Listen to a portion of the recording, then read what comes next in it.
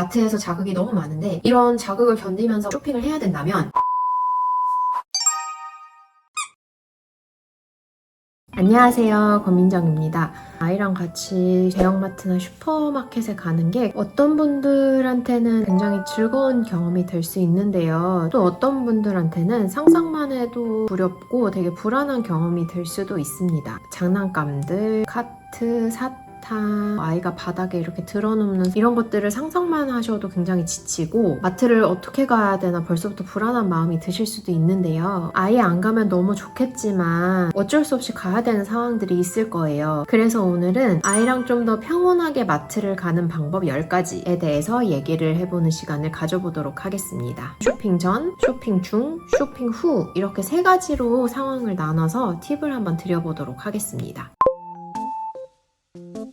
첫 번째, 미리 닥칠 수 있는 상황에 대해서 머릿속으로 좀 그려봐 주시고 막을 수 있는 것들은 어떤 것들이 있는지 적어봐 주시는 것이 좋을 것 같아요. 아이한테 특히나 조금 어려운 것들이 어떤 것들이 있는지 먼저 생각해 주세요. 아이가 좀 더 자극을 받아서 사고를 치거나 울거나 화를 낼 수 있는 그런 장소들이 있을까요? 예를 들어서 아이가 너무 좋아하는 장난감이 있어서 그냥 지나치게 어려운 곳이 있을 수도 있어요. 혹은 너무 지나치게 많은 규칙을 지켜야 되는 장소가 있을까요?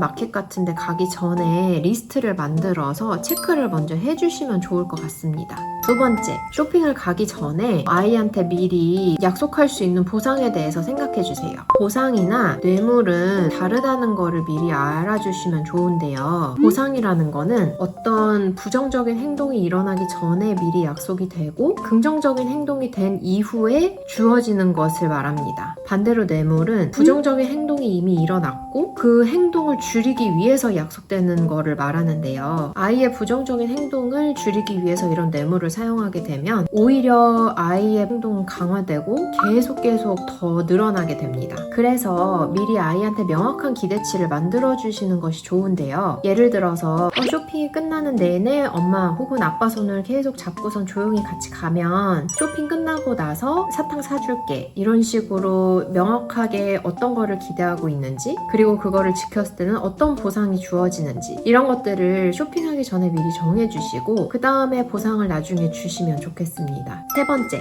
정말 필요한 물건인지 생각해보기. 마트에서 자극이 너무 많은데 이런 자극을 견디면서 마트 쇼핑을 해야 되는 아이를 데리고 쇼핑을 해야 된다면 아무래도 쇼핑 시간이 좀 짧은 것이 부모님이나 아이를 위해서 굉장히 좋은 솔루션이 될 수 있습니다. 그래서 쇼핑하는 동안에는 정말 필요한 물건만 사주시고 그 외에는 뭐 다른 가족분들한테 부탁을 해주신다던가 아니면은 온라인으로 그냥 주문해 주시는 게 더 좋을 수도 있어요. 근데 또 이렇게 말씀을 드리면 그러면은 물건을 다 온라인으로 사는 게 좋은 거 아닌가요? 라고 생각하실 수도 있어요. 그치만 역시 온라인 쇼핑은 좀 단기적인 솔루션일 수도 있고 아이가 평생 마트나 뭐 아니면 자극이 많은 곳이나 이런 곳을 회피할 수는 없기 때문에 아이가 감정 조절을 배우고 또 공공장소에서 느낄 수 있는 그런 어려움을 극복하고 그런 기회들이 많이 주어지는 것이 또 중요하기 때문에 없어서는 안 되는 필수품들은 또 슈퍼마켓에 가서 사주시고 이런 것들도 굉장히 중요하다고 저는 생각합니다. 네 번째, 아이가 조금 더 즐겁게 마트를 돌아다닐 수 있는 방법을 찾아주기. 슈퍼마켓이나 마트를 좋아할 수 있는 신나는 노래가 있는 그런 영상을 미리 봐주셔도 좋고 아이가 좋아하는 캐릭터가 만약에 마트를 가는 영상이 있다면 그런 거를 좀 함께 봐주셔도 좋을 것 같아요. 마트에 가서 어떤 즐거운 것들을 할 수 있는지, 어떤 맛있는 음식이 있는지, 어떤 물건이 있는지 이런 것들에 대한 기대감을 좀 높여주시면서 아이가 그런 불안감이나 이런 것들을 조금 줄일 수 있도록 미리 도와주시는 것을 추천드립니다. 다섯 번째, 간식, 책, 장난감 이런 것들을 미리 준비해주기. 당연한 말이겠지만 아이가 뭐 배고프거나 목마르거나 이러면 더 짜증이 날 수 있잖아요. 그래서 아이가 마트에서 엄마나 아빠를 기다리다가 먹을 수 있는 간식을 준비해 주셔도 좋고 배는 고프지 않은데 지루할 수 있으니까 그때 읽을 수 있는 책이나 장난감 같은 거를 좀 준비해 주시는 것도 방법일 수 있습니다.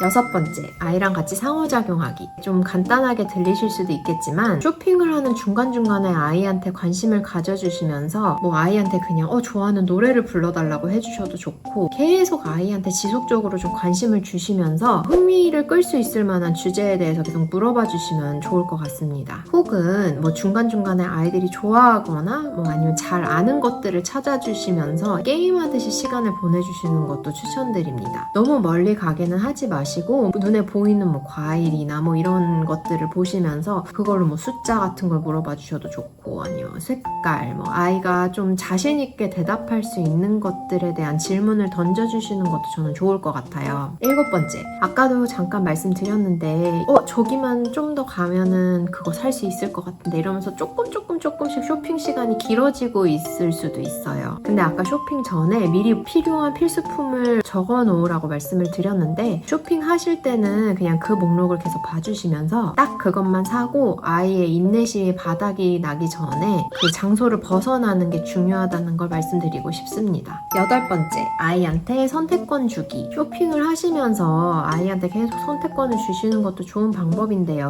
뭐 예를 들어서 갈라지는 길이 있으면 오른쪽으로 갈까 왼쪽으로 갈까 하고서는 아이한테 선택을 하게 해주실 수도 있고 뭐 이거 살까 저거 살까 이렇게 해서 아이가 고르게 해주시는 것도 굉장히 좋고 아이가 안에서 있는 시간 동안 내내 본인이 좀 선택을 하고 그 과정에 참여할 수 있는 기회를 주시는 것도 추천드립니다. 혹시 쇼핑을 하고 있는 와중에 아이가 떼쓰기를 시작할 것 같으신가요? 그러면 아직 뭐 목록 다 적어놓은 거를 못 사셨을 수도 있지만 그럴 때는 그냥 과감하게 그만두시고 그 자리를 뜨시는 것도 선택지 중에 하나라는 거를 꼭 기억해 주세요. 그리고 다음번에 또 시도하실 때는 목록을 더 짧게 만들어 주셔도 되고 조절하면서 계속 시도를 해주시면 되니까요. 꼭 한 번에 뭐 완벽하게 이 과정을 수행할 필요는 없다고 저는 생각합니다.